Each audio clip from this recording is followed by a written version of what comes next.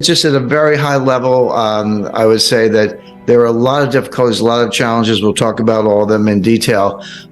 People put words in your mouth and kind of get the reputation as this doom and gloom guy. Jim Rickards is always talking about the end of the world, which I don't. I never use that expression.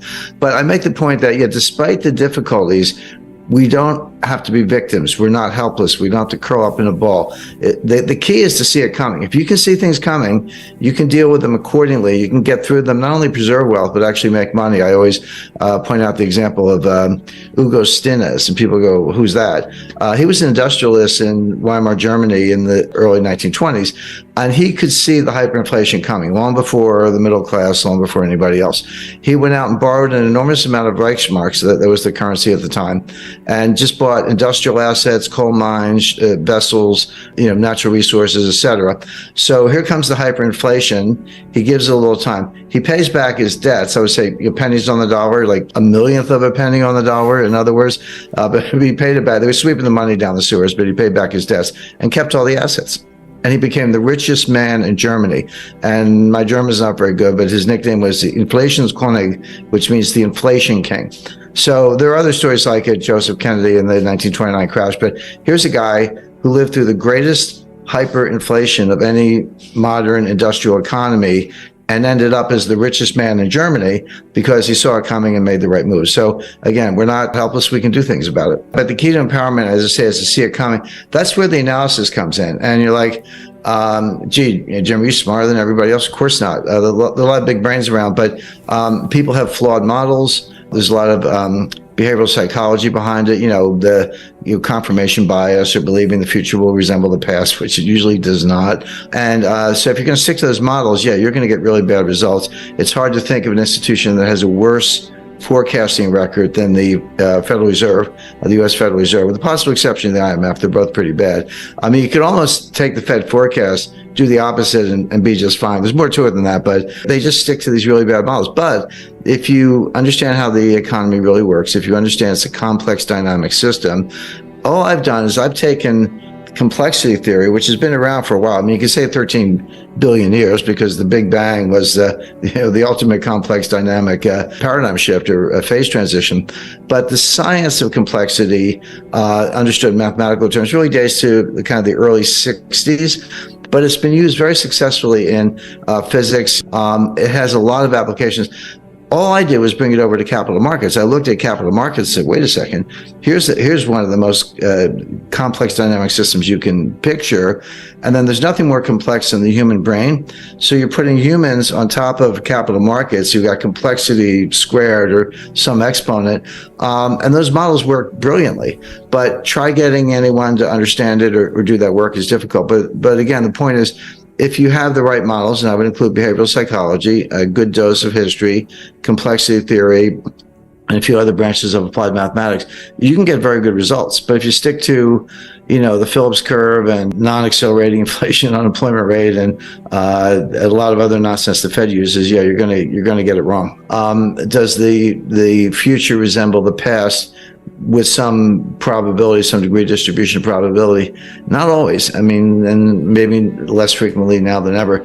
And they also assume that prices move continuously. Prices go up and down, of course, but markets don't move continuously. Or if they do, it's when you don't care. When you do care, they just gap. They gap down or they gap up. You miss it, you blink, and it's at a completely different level. It's been repriced. Now, you can still get in and out, but you've either made a lot of money or lost a lot of money in the blink of an eye.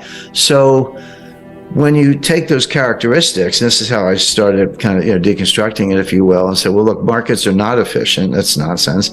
They don't move continuously and slowly. They gap up and they gap down. And if you're not ready for that, you've missed the boat. Nothing's risk-free. So why don't we start there? When I started identifying those factors that, in my view, were incorrectly applied, and you say, well, what looks like that? Well, the answer is a complex dynamic system. A system that produces hurricanes and tornadoes and lightning bolts and power outages and earthquakes and tsunamis. Those are all examples of the results of complex dynamic systems.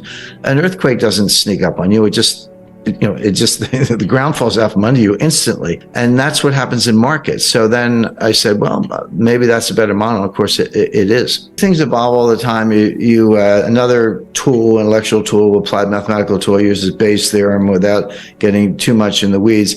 And I learned Bayes' theorem at the CIA because I always say, if you have all the facts, a smart high school kid can solve the problem. The intelligence agencies and others, and people in capital markets, have to solve problems when you don't have all the facts. But you have no choice. In national security or defense, it's literally life or death. On Wall Street, it could be your fortune or your client's fortune. So you don't have the luxury of just throwing up your hands and say, well, I'm going to wait till I get more facts. That's what Janet Yellen did, but that doesn't work in the real world. She's kind of detached from that. So how do you solve problems when you don't have all the facts you need to really solve the problem, and you know it, but you have to deal with it anyway because it's coming at you? Well, Bayes' theorem says assign an initial probability, a priori assumption. Just not make it up, but do the best you can, recognizing that you're going to fall short, that you've got missing pieces in the puzzle, if you want to put it that way. And if you have no facts at all, and it's a binary outcome, give it 50-50. It's like, it's not quite 50-50, but red or black on a roulette table, it's a little less than 50-50. It was close enough. He says, it's either going to be red or black, don't know which, I'm going to give it a 50-50. And then what you do, this is what statisticians hate, you update it based on subsequent facts. As new facts come in, you put them back in the model, you update it, and what you'll discover is that your probability either goes up or down. Well, if it goes down more than a certain amount, you discard it. You say, well, that's wrong. I just do it again. But if it goes up, what you're doing is making it more and more likely that your assumption was true. And so eventually you can get up to the 80-90% level. And that's not 100%, but it's pretty darn good. But there's a tension, which is, okay, as you're updating, and this is something that was explained to me by Henry Kissinger. So imagine a simple graph, and the vertical axis, the y-axis, is the probability of a certain outcome, and the x-axis is a timeline. Basically, you convert that into the amount of information you have. How much information do I have? How much time do I have to make a decision? Well, at zero, at the outset, you have no information, or very little. But you have a lot of time. You have a lot of degrees of freedom. But as you move across the x-axis, as you move down the timeline, what you discover is you get more and more information, which is a good thing. So that curve is going up. But you have less and less time, fewer degrees of freedom. That curve is going down. So when you get all the way to the other end, it's like, hey, I have perfect information, but it's too late. It's over. I miss either war started, or I lost all my money, or something bad happened. So what you look for is the sweet spot in the middle, call it the Kissinger cross, where I have enough information to be smart, but enough time to have degrees of freedom and be able to act. You look for that sweet spot in the middle, and that's when you act. And with a little humility is a very good tool, a good addition to the formula. So as I say, in the CIA, you never have enough information. You're always trying to get more, but you have to do the best you can, and kind of make assumptions and make forecasts, because you don't have the luxury of sitting back. You can't wait for 10 9/11 events so you can have a good statistical base. You got one, and you want to prevent the next one.